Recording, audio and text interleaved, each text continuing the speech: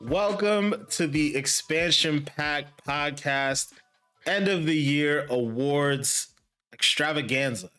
We're going to go with extravaganza. I like that word. Ladies and gentlemen, welcome to the awards show. We're going to give a little review 2021, talk about the games that we enjoyed, some games we didn't really enjoy as much. We're just going to talk. Talk about games like we always do. So thank you guys for joining us. I'm your host, Denzel, aka Black Ice, joined by my amazing co-host, as always, starting off with Manny, aka Goop Master Flex. You already know, stay gooping. Stay gooping. It's a lifestyle, right? And of course, we also got my boy down here, Mr. May 25th. What's going on, bro? How y'all doing? Same shit, different toilet. Oh, God. Did we just jump into the Brady Bunch? What is that? Although I doubt they'd be saying shit on the Brady Bunch. Anyways. Sorry, y'all. I didn't do that. So yeah, like I said, this is the Game Awards, our own little Game Awards. We hope to make this kind of an annual thing to give some recognition to some of the games and the studios that we've enjoyed over the course of the year. Also put a couple people on notice because there's definitely a couple things we need to talk about, a couple negatives that we have to talk about here. So let's just jump right into it. We're gonna go around the room. This is basically, we're not gonna go through all the nominees and all that stuff. We're just gonna give you straight out the awards, who won. We all talked about it. We all agreed upon the winners, so there really won't be too much debate. We did the debating, beforehand. So if y'all want to see that, come back another time. But we're gonna get right into it. So first category we got here is the most badass character of 2021. So what we all agreed upon was that it was Colt Vaughn from Deathloop. So if you guys haven't played that game, first off, you're slacking because that was definitely in the conversation for Game of the Year. Colt is a fun ass character, man. Like he's just kind of just got a lot of swag. He's just kind of rough and grizzly, but I don't know, man. He's just got a ton of really great one-liners in the game. And for me, I had to say that he was easily one of the best parts about playing Deathloop. And, out of all the characters that we played in 2021, from Resident Evil, playing Master Chief, all those things, Colt was just a breath of fresh air, and he was just an absolutely badass character. So Colt is definitely our pick for the Game of the Year, or for a badass character of the year. Sorry. Game of the Year. Getting way too ahead of ourselves here. He's getting his own game now, guys. I mean, hey, he should. Colt the game. All right, Manny, take it away with the next one. Life before the loop. But of course, next up in the category, we got the best ongoing game. Of course, what this means is, the game that is basically stuck around from years on and kind of just, stayed in the mainstream line. So I would say this award definitely goes to Fortnite. Things that Fortnite has done, not only the events in the game, but as well as making these partnerships with other companies. Recently, we had Jordan be one of the sponsors. Also, a couple months back, we had the Ariana Grande concert. And as well as recently, Chapter 3, the release was great. The event they had was dope. We seen The Rock, doing his little meme stare. That was, a great experience as well. And just the way Fortnite handles everything, honestly, it could have easily went to Warzone or Apex, but Fortnite always stayed on the radar. They always stuck to their thing, listen to the fans pretty much. And, not only is they had, battle royale mode, but of course they had the creative, and that itself creates a whole new community of people doing things build battles or these little death run. So yeah, shout out to Fortnite for, sticking to the formula and being successful for it with everything they do. Word. I'm gonna derail this thing already, but did you just say The Rock's meme stare? Did you just call the people's eyebrow a meme stare? I My wasn't even bad. gonna get him. You know I should have. You know I should have. Come on You know what now. I'm saying? But Come on I now. wasn't even gonna say nothing. And you a wrestling fan. Like, how you not? I'm People- not that much of a wrestling fan like Chris is. So I mean, like I'm Chris not a wrestling fan at all. And I know. Hey, I, I haven't, when you said the people I run, I'm like, oh, it's called. yeah, it's iconic. I'm not too good with names, but like, shout out to The Rock though. It's all about drive. It's about power. Yo, that song has me cringing so hard every time I hear it, bro. Like, Oh no, he didn't do that. Come on, bro. oh god. But yeah, shout out to Fortnite for sure. Gotta, Yeah, yeah, they deserve that one for sure. yep. All right, Chris. Ladies and gentlemen, so these we kind of bunched these next two into one, and you'll understand why in a second. So the next two categories, folks: kids game of the year, and then casual game of the year. I ain't even gonna beat around the bush. It Takes Two is gonna take two. You understand what I'm saying? They get both. Reason being, when the XPP was sitting down talking about it, we had to come to the conclusion that one, it's one of the most easily accessible games for people to just see and kind of want to dig into and do what they got to do. And then it also is something that we know, a lot of kids are into this. We also knew how much it kind of changed certain aspects of gaming. We gave it a lot of marks for its individuality and creativity and how they went about a lot of that stuff. Absolutely, it deserves both. It deserves two. Kids Game of the Year and Casual Game of the Year. For sure. Any objections from y'all gentlemen at all? Plus, there isn't, because we already talked about it before the show. We already agreed. So yeah, I mean, It Takes Two is an absolutely amazing game. It's hard to object to that. Regardless, I think we were all kind of unanimous in the idea that it really was like one of the biggest casual games of the year, and it obviously qualified as a kids game as well.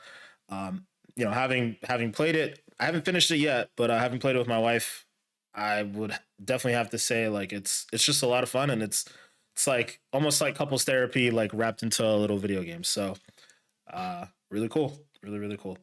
Mm-hmm. So the next category, it's kind of a weird one, but we, as some of these are, we made them all up, and they're interesting to talk about, I guess you could say. So the biggest risk of the year that led to a payoff, the biggest payoff. So for that one, we had to go with Halo. Halo Infinite obviously had a very interesting 2020. When it was revealed, that reveal didn't necessarily go very well, and the game got pushed back. The fact that they pushed the game back to 2021 alone was a big risk. Obviously, it worked out very well because the game is getting extremely high marks. But there's just a lot of different aspects of the game, in my opinion, that were risk. The first off, obviously, like I mentioned, the fact the game got pushed back. The next thing is they also took out certain staples, I guess you could say, of Halo. So like Forge didn't get released at launch, campaign co-op didn't get released at launch, and those are pretty big parts of Halo. So to not put those in there, definitely a big risk. Also, the whole structure of the campaign, the fact that the game is entirely an open world, you're just on the Zeta Halo and you're just kind of left to your own devices in a similar fashion to Breath of the Wild and games of that nature. Also, the fact that they added in RPG elements to the game, big risk, and all of those things paid off well. Honestly, I think the fact that there's no campaign co-op made for a more intimate experience playing the single player. I'll love to go back and play it with you guys when they get the campaign co-op in there in the fall, or not fall, sorry, in the spring or summer, whenever they said they were going to release it. Mm-hmm. But the way the game is set up now, just being able to dive into that world just as Chief yourself, going in and saving different Marines, going in and picking where it is that you want to go, picking the armor components that you want to upgrade, whether it's your grapple shot and all those different things. I just feel like all of those things were very different for Halo, like first in the series, and they paid off really, really well. Unfortunately, I haven't finished it yet, but even the story, you know, some of the places that they're taking the story, I really appreciate, and I definitely very, very fond of this game. So, Yeah. yeah. I can agree to that. And another risk I do like that they did take was making it a free to play. Mm-hmm. Because it could go both ways. You know, it's a free to play game, but it's like kind of half assed, but it actually isn't. Like they actually looks like, you know, took their time with the multiplayer. And even though like right now, in this current state, kind of is a little bit slim with the maps and like, you know, the game modes, but obviously eventually with time they will add more modes and everything like that. But I mean, overall, like people seem to love it. And actually I remember I seen like one of the statistics of like it being like the most played Steam game of the year, like, and it was only been out for 2 months. So it's definitely surprising to see that. And of course, like Denzel said, you know, with them taking a year off, them you know, focusing a lot on the graphic aspects, because they could have just released it last year with the console and just said screw it, whatever. But you know, they took the time, made the game better, polished it, and everything like that. So you know, it was definitely worth the risk that they did take, as well as you know, doing the fan service on giving it like a free to play for everybody to be able to play. Mm-hmm. For sure. Yeah, I echo all of that. I ain't got nothing special else to add. That was good. Mm-hmm. All right. Halo Infinite. I mean, spoiler alert, guys. You may or may not be hearing more about Halo Infinite later in this episode. So, moving on to the next topic. I mess with you. All right. So the next topic, of course, we got the sleeper of the year. With our picks, of course, Guardians of the Galaxy. When we saw this game at E3, we looked at it and we're like, this game's gonna be hot garbage. There ain't no way they're gonna they made Avengers, there ain't no way this game's gonna be good. But let me tell you guys, you know, when I saw that game on sale for $25 at Amazon, I had to jump the gun because it's 25 beans. And let me tell you, this game definitely is worth the full price that, like, you know, any game charges nowadays, because the story was amazing, the narrative of it, you know, the RPG elements of like building everybody's trees and, you know, using your own partners like to your own will, since you are like the captain of the crew, is like honestly a great like aspect of the game as well. I do like the decision making, the way like it affects everything. That like itself adds another element to the game that like a lot of games nowadays don't really do as much. And even if they do, it doesn't like sometimes it's just not as good as the way Guardians of the Galaxy does it. You know, it's a very great, well-rounded game. Sad to see it didn't get nominated for the, you know, the other Game of the Year awards. But, you know, if you guys still, you know, questioning about the game, I think it's still on sale. So if you guys, you know, want to pick up the copies, I think it's like 30 beans. But like I said, great overall story. The game looks amazing on next gen consoles with the ray tracing and everything. So definitely like a sleeper of the year in my opinion. Oh yeah, yeah. I mean, Yeah. you pretty much said it. You know, at the beginning, like we all saw this game at E3. I'm sure there's footage of it since we did all the live streams of all the conferences, and I think there was like a split moment where I was like, "Huh, this is interesting," but generally, I think we were all like, "Yeah, it's probably ain't gonna be very good if it's Square Enix," and yeah, we definitely ate our words on that one because this game is very, very good. Very good. I mean, we were even talking about it in the Game of the Year conversation. You know, in the conversation, they're not for me, not particularly high up, but you know, Manny had strong feelings about it, which we understand. As I'm sure if you guys heard any of our other episodes, you would know he's really loving this game. But yeah, man, it definitely deserves Sleeper of the Year. That's for damn sure. Very, very good game. So. I never take games like this seriously ever. So, yeah, that says a lot. a lot. A lot. Give it to them. They deserve it. You're good. You're good. You're good. All right, Chris, what's the next topic here? What is the next one we got here for myself? Hold on. So, you know why I like this topic right here? because a lot of other award shows, they don't got the balls to do this kind of topic and just call a game out or call out devs like how we about to do. This one is L of the year. And we don't like having to do this shit. We don't like having to do it. We don't. But we must. It needs to be done. We must. And I'm going to throw in an honorable mention before I actually give you guys the thing that we voted on. I'm still looking at y'all a little bit, Nintendo. I'm just saying, I ain't got no specific thing to get on y'all about. But my eye is on Nintendo. I'm just letting y'all know. All right. But aside from that, L of the year, it brings us a lot of sadness to have to say this, but Battlefield 2042. Gotta talk about it. Okay. The reason as to why this game was voted upon as L of the year, it honestly has a lot to do with the expectations. At least that's what it had to do with for me.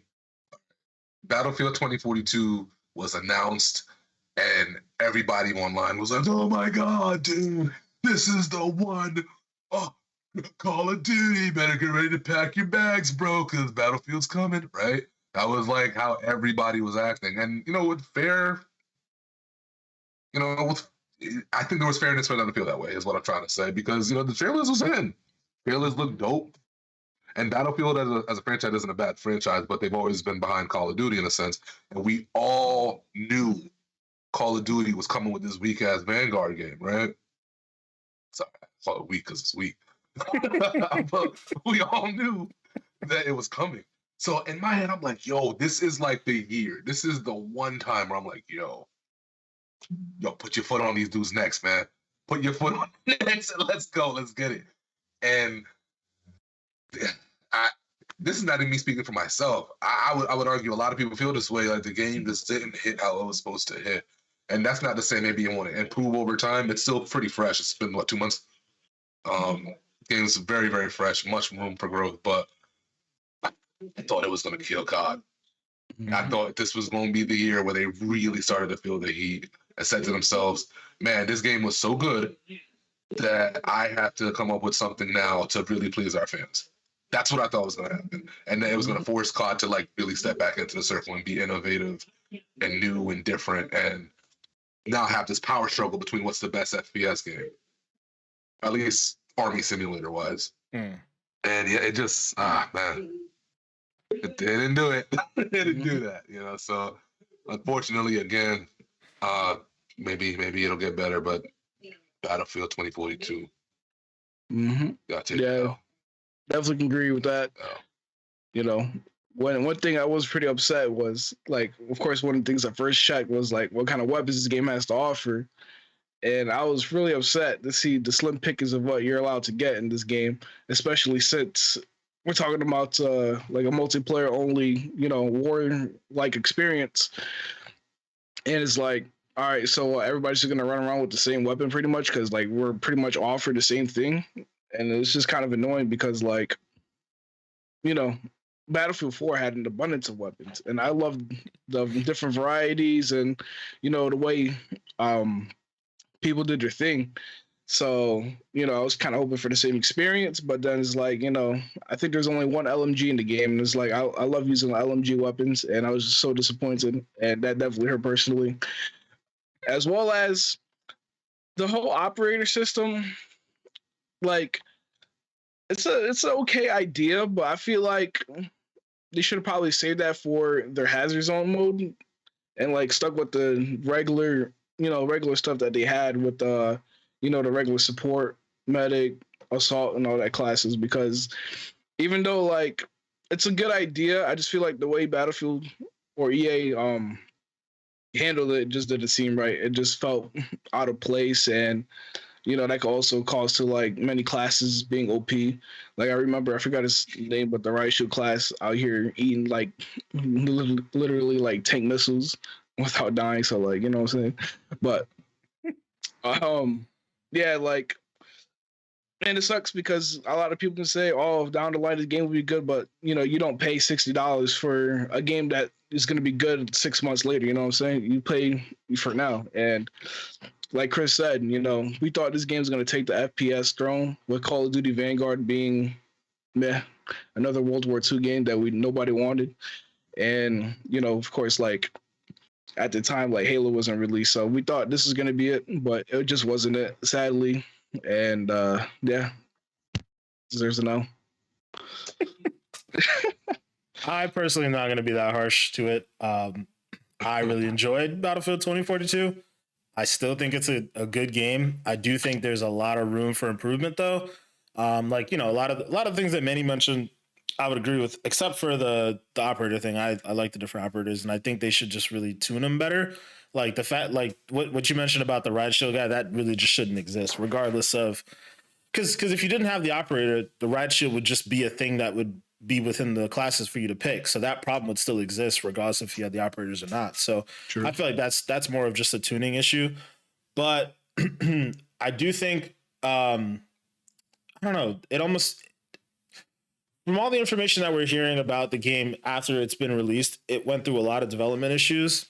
And I'm hoping, and I understand exactly what Manny said, right? Like it's a $60 game. You don't buy a $60 game for it to eventually be good. But knowing that Vince Sampella's like kind of at the helm on Battlefield now and can really kind of steer the ship correctly, I'm hoping that we get a much better product. Like the thing with Battlefield games is they're not like Call of Duty, right? We know that next year there's not going to be a new Battlefield game, or if there is, it would be like an offshoot of it. It's not. We're not going to get a brand new Battlefield installment for another couple years, so they have time to really, make some changes and do things that the community wants. So it's not just a cash grab every single year like Call of Duty can turn out to be.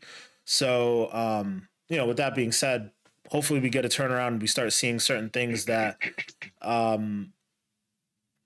were rumored to have been in development. Like there was supposed to be a whole tsunami on a couple different maps. Like a lot of the environmental stuff that we talked that kind of showed up in the game. Like the hurricane is probably a tornado or whatever you want to call it. It's probably the biggest like appeal, and it's very interesting and cool when it happens.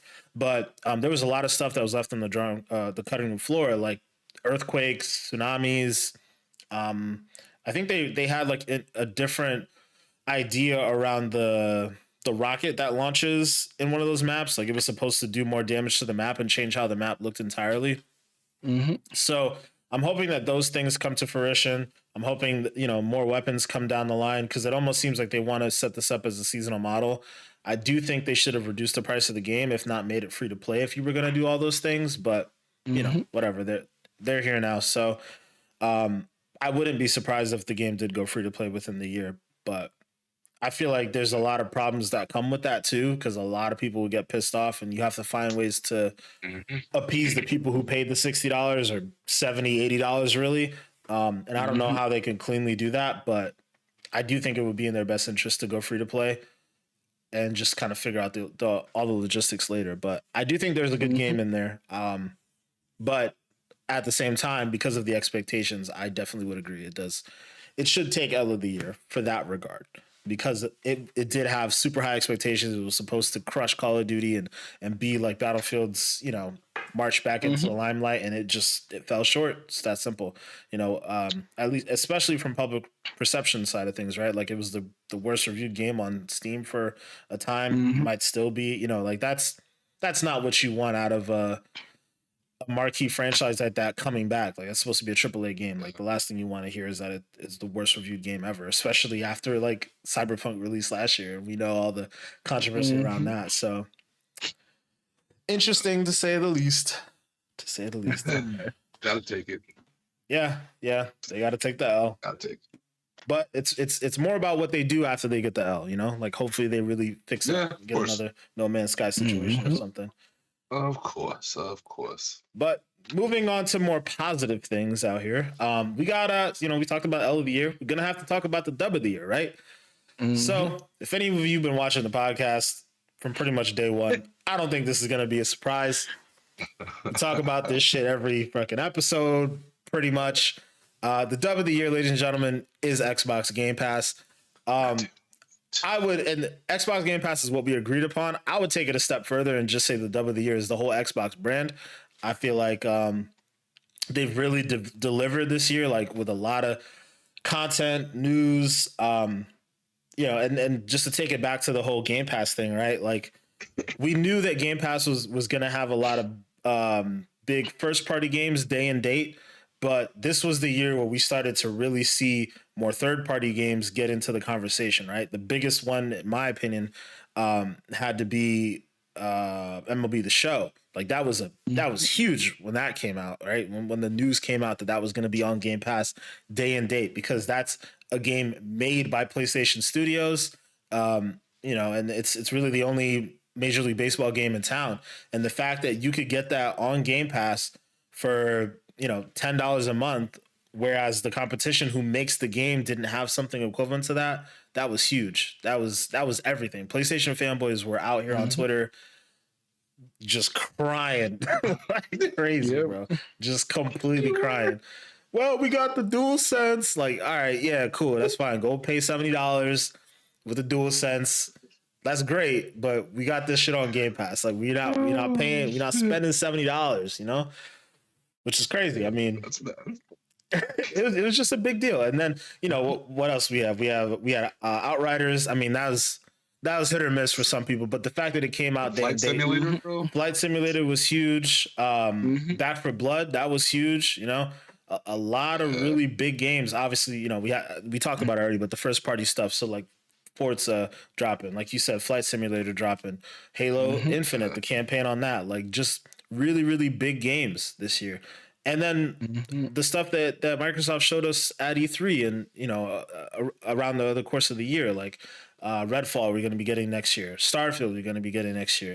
Just knowing that the ecosystem is locked in with some really, really great games coming down the pipe, first party alone, and knowing that now Microsoft is really investing in getting some of the third party stuff in there. The fact that EA Play is built into Game Pass now, that's a big deal. We're going to be getting more of that type of stuff. So, I have to say as a whole, just Game Pass just killed it this year. So that's simple.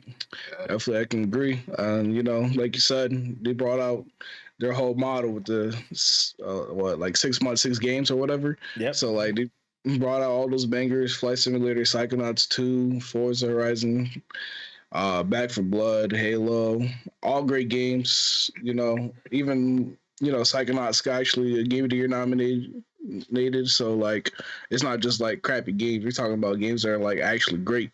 So it's definitely a big step in the industry, and the more it gets popular, of course there's going to be more clones that try to copy it. Hopefully someday we get a PlayStation version that actually is better than PlayStation Now or whatever it's called, because that's obviously not as good as Game Pass, where they don't even have exclusives coming in day one. But shout out to Microsoft, taking a big risk, but definitely earning a great reward for it.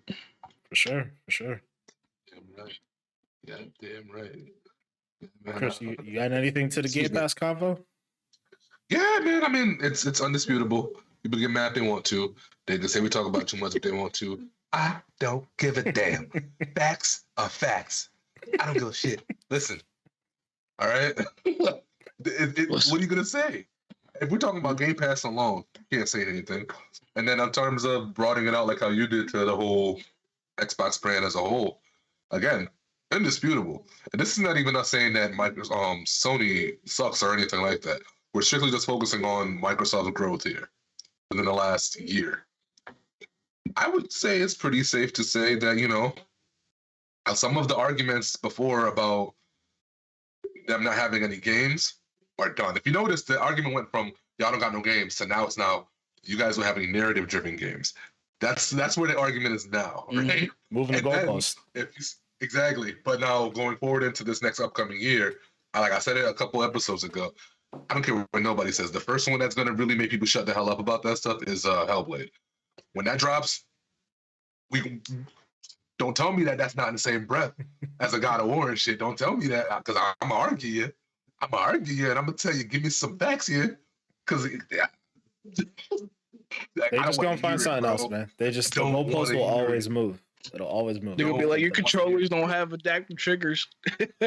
And then, I'm telling you, that's something we get a little ahead of ourselves because this is something we're gonna talk about next week. But my expectations for 2022, I fully believe that the Elite Controller version 3, that shit's gonna have adaptive controls. I'm telling you. Oh yeah. You're gonna see that shit E3 2022. It's gonna be mad weird, just like going from non-adaptive to like adaptives and. I mean, we're gonna be used to it, right, man? If we got our PlayStation controllers, we're gonna be used to it. You're right. As long as they don't come with drift. Gonna be like,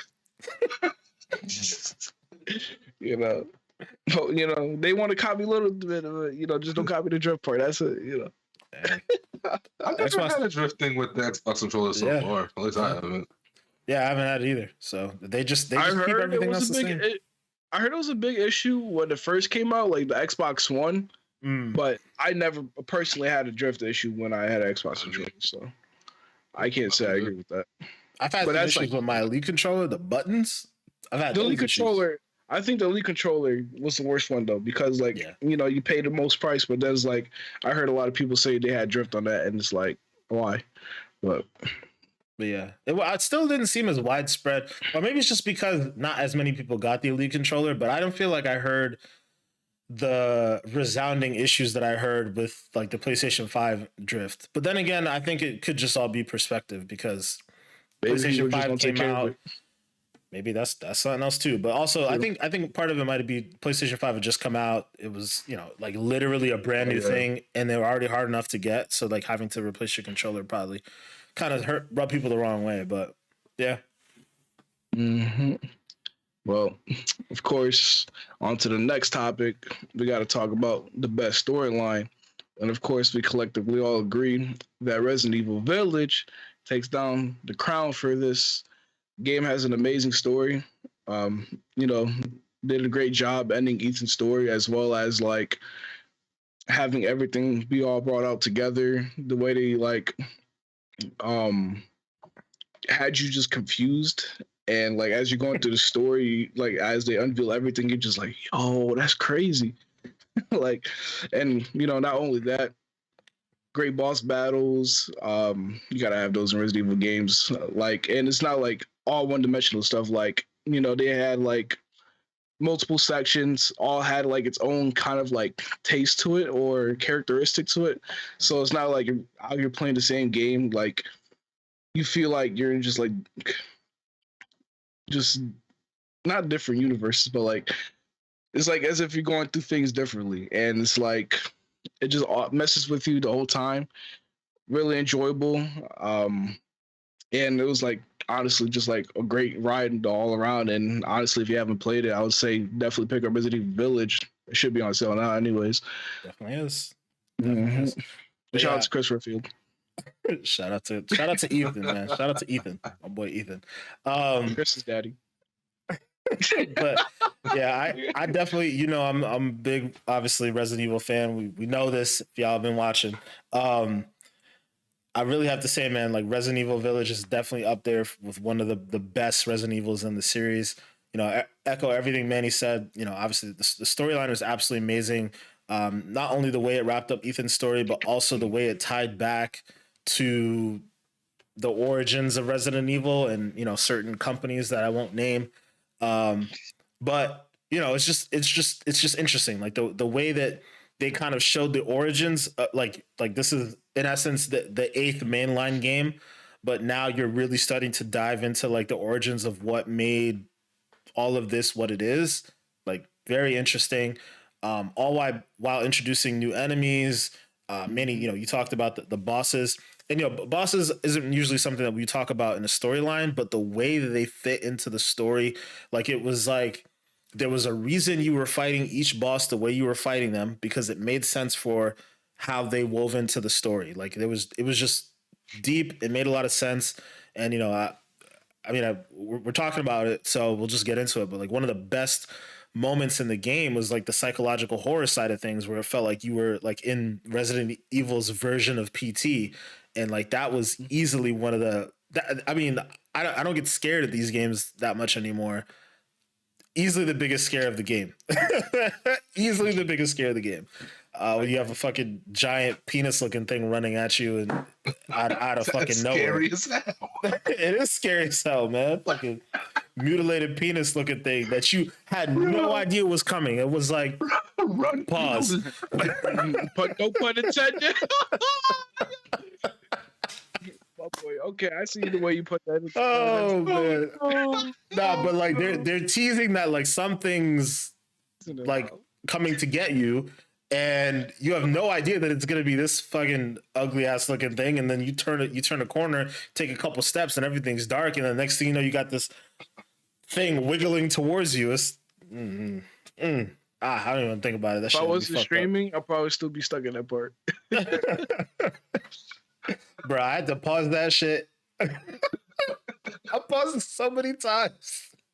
And then like it was just like instinctual, bro. It was what's the button? Was it back B or back A? Yeah, back B. Dude, instinctual, bro. I was like, boop, I'm turning around, I'm out. Like I'm not dealing with this thing. Oh man. Yeah, I was watching somebody else's playthrough and they instantly started shooting at it. I was like, nah, I'm not even doing that. I'm gone. You're not gonna see me. I juked it. Yeah, it was something else. Chris, you gotta play it, man. You gotta get to that part. Well, I don't know if I want to get to that part. Hold up now. You need to. See what we talking about. Oh, I don't know if I need to. Bro. I think I believe your ass. Yeah, I take your words for it. Golly. That's the scariest shit I heard in a video game in a long time. Yeah. Yeah. Very scary. Oh man. But yeah, we got two more topics to go. So Chris, you want to hit us off with the next one? Okay. People. Best graphics. You know us here, we're pretty hard on graphics and stuff like that. You know, we count that very heavily in terms of all the games that we talk about. Except for some reason, Elden Ring. I don't know why we talk about that. But anyways. Best graphics of the year. This game, yeah, it's got more than just best graphics. I'm gonna be 100% real with you, but if we just talking graphics, no game, in our opinion, beat Forza Horizon 5. None. I remember when the game first came out, right? Game first came out, we played it. I was like, yo, the only thing I could see graphically that was a little bit off, and I just meant a little off. I don't mean like, oh my God, that's blown out. Was when you get your car dropped off to you and you could see the rendering kind of happening a little bit here and there, or maybe like a dropped up frames, a couple here and there. Okay. Where the car gets dropped out of the plane, but as soon as it hits the road, it's like it's a fast fix. Whatever they got going on in their background or whatever, it's really, really good stuff. Because I don't think a lot of people are even gonna catch that. Most people are gonna be like, no, that shit look good as hell. And it did to some degree. But that's the point I'm trying to make here, is that the fact that I have to be nitpicky about it to find some kind of flaw in what the graphics were. I still, other than that, can't really think of any other thing that could have looked better. I don't know, maybe the dumbass signs that they make you knock over. Y'all could have maybe made them signs look better or something like that. I don't know if it was those or what, but like the environments are lush and beautiful and photo real in majority of the cases in the game, especially when you're actually going through like wildlife terrain. Not wildlife, I shouldn't have said it like that. The terrains in the game that are more grassy and more tree based and leaves and all that kind of shit, that's where you truly see where the graphics in the game shine. The way how the water looks while you're driving through it, all those kind of little things, man, they knocked it out of the park. But it's almost like the full experience if we're talking about Forza. I don't know, maybe we'll tweak it next year to something like best experience or something, and maybe have it include graphics, because I really feel like Forza just gives you everything to immerse yourself, you know. Yeah. You could say most immersive, best immersive. Yeah, it just really did it. Really did it. Everything from the way the cars look, the way that the engines sound, the way how the cars feel on different terrains you're driving on. And that's all dependent on the type of car you're driving too. And they all have a custom sound that changes with mod kits you add. Like, dog, there's just so much shit that they put in this, man. That it's just like, like, how do you pick something different? Like, we got to give it to Forza, y'all. There ain't nothing out there beating this graphically. And I think about a lot of the racing games that I've seen over the last few years. You can't show me not one Need for Speed. You can't show me one dirt game. You can't show me one drive game or drive club or whatever the hell any of these other racers are. You can't show me none of them and tell me even where they're halfway as good as Forza looks. Yeah. Period. I think the last thing that looked as good as Forza was the previous Forza. So Yeah. just one up themselves, you know? I remember when pre-3 when Sony showed Horizon Forbidden West, we're like, yo, this game look crazy, bro. Like, this is the best looking game. Then a couple of weeks later, Forza It was like a week later. Like, oh my god! Oh yeah, yo, it was crazy. Yeah, oh, go ahead.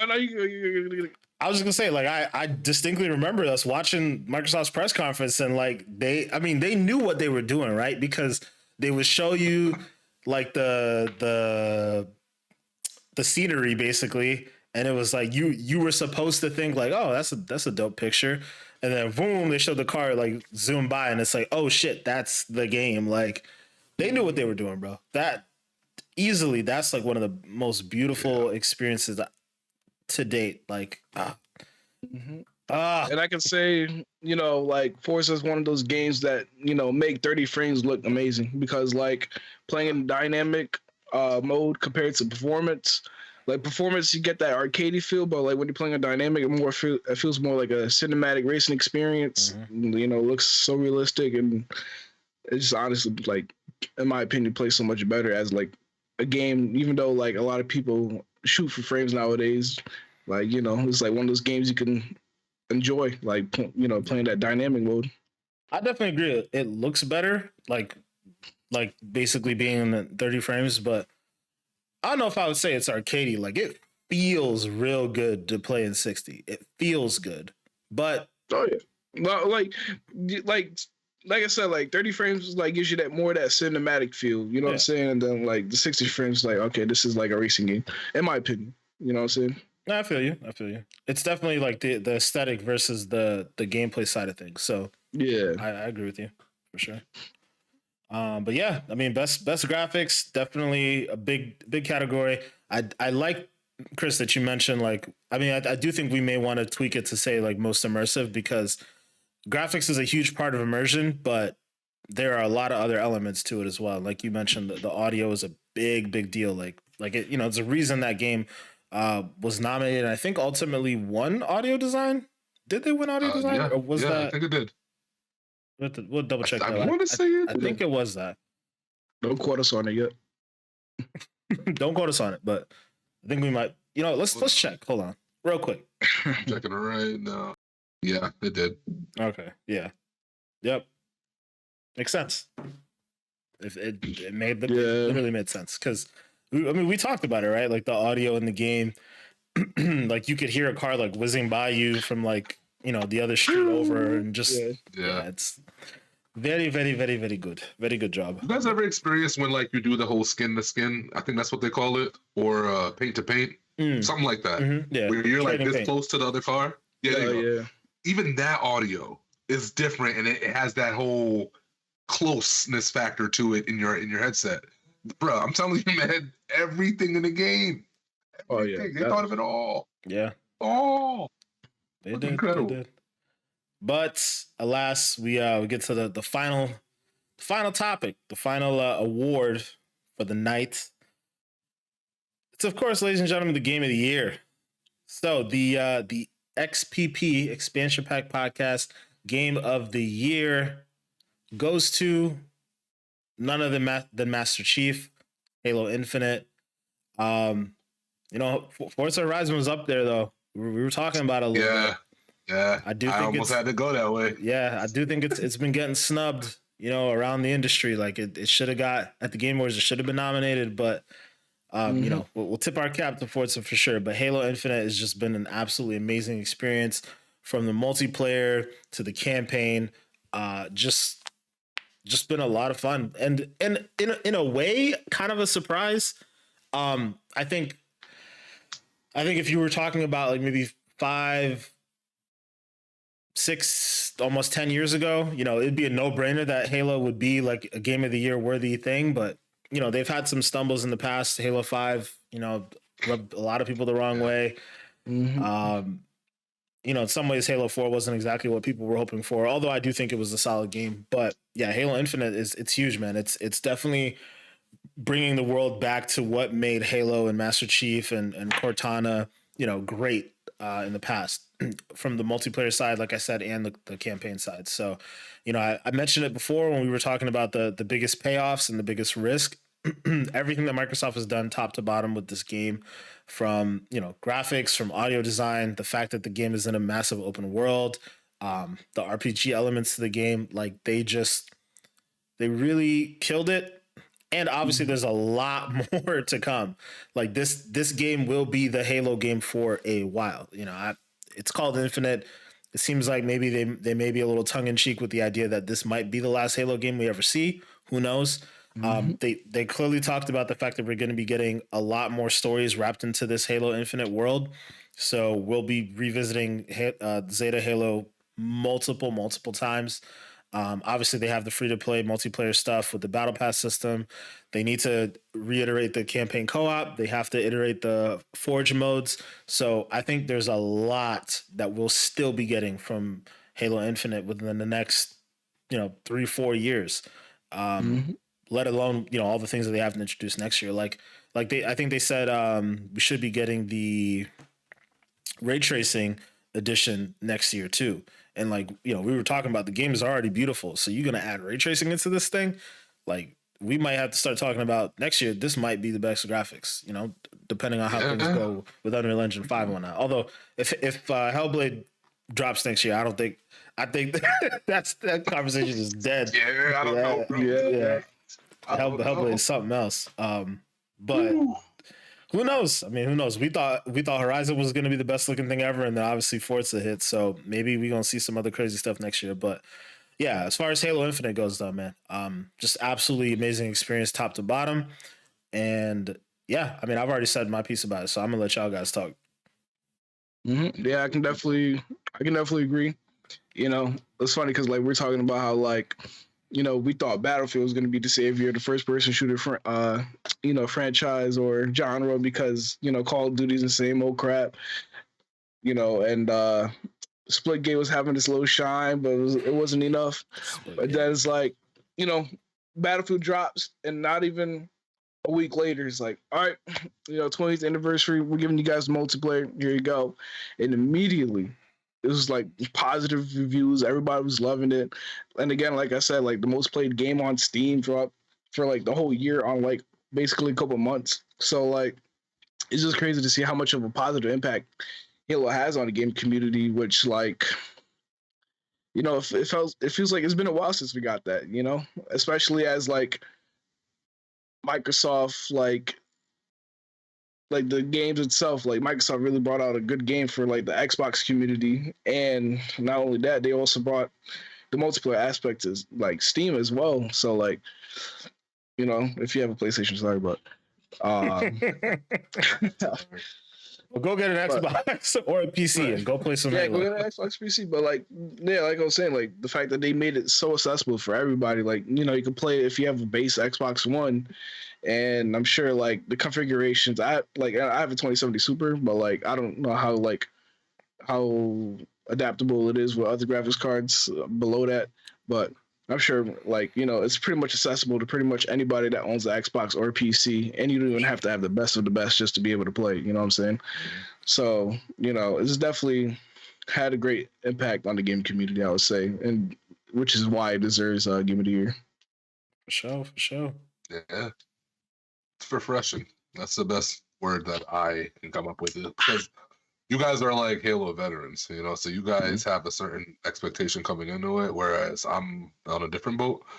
And for me, it's definitely a refreshing thing, just because it's different than a lot of the other stuff.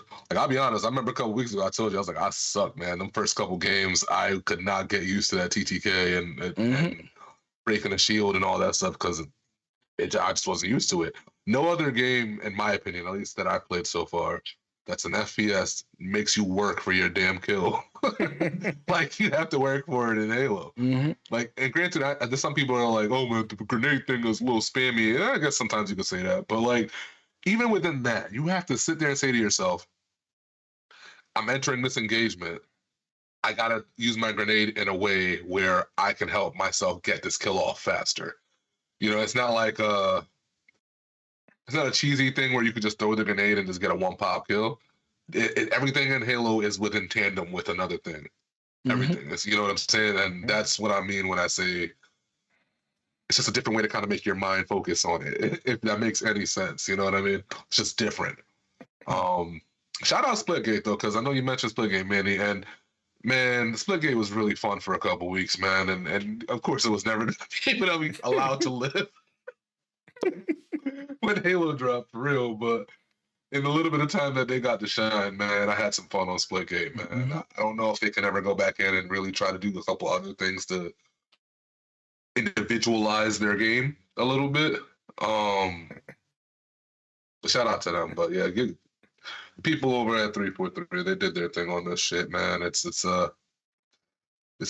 refreshing. It's just damn refreshing. It's like a nice cold glass of water on a hot summer day. You know what I'm saying? Mm-hmm. All right. Y'all know what I'm saying. It is. It's refreshing. I agree with you, man. It's yeah, I mean, I feel like, we talked about gaming got a little stale, at some point last year, especially with the first person shooter thing. We were all talking about like, oh, okay, I can't wait for Battlefield, can't wait for Battlefield, can't wait for Battlefield. Battlefield drops. It's like, so we're like, oh, okay, well, it's up to Master Chief. He's got to save the day, and he did. He came through, man. Came through for us big time. So definitely excited about Halo. Excited to see where things go moving forward with Halo. The new seasons and all the extra DLC that they decided to drop on there. But that's gonna wrap it up for the Game Awards. You guys have anything else you wanted to say about Halo or anything in general about 2021?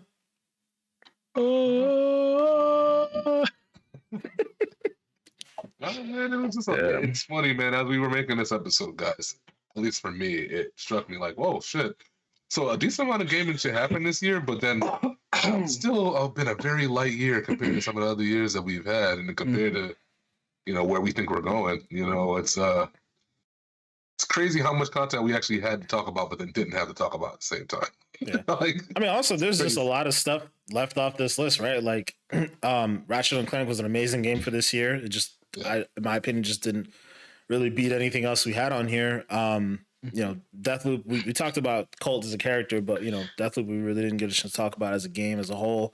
Returnal was a game that people discussed. I'm not gonna go and say that it deserved a lot of the conversation, but it's something that people talked about. That game, bro. There was a lot of big games this year, but not all of them necessarily rose to the level of best anything necessarily. But it is what it is. This was our list. This is the thing we put together. First annual one, so we'll definitely be doing this again next year. We'll revise it. Let us know what you guys think in the comment section. Of course, if there's a category you guys want to see us talk about next year, any ideas that you guys may have. We're definitely all ears. We love to hear what you guys think, and we really appreciate you guys listening and watching. I think that's about it for this one, guys. That might be it, y'all. We won't do our normal outro because it's not an official episode, but of course, we appreciate you guys listening. Make sure to like and subscribe. Give us the feedback as we mentioned beforehand. Check us out on social media. If you guys are watching on YouTube, you see our socials right down in the bottom corners. And yeah, we'll see you guys in the new year. We're going to talk about some expectations about 2022, what we're excited about, what we may expect to have some issues with. So it'll be an interesting episode, and we'll talk to you guys next year. Happy New Year, guys.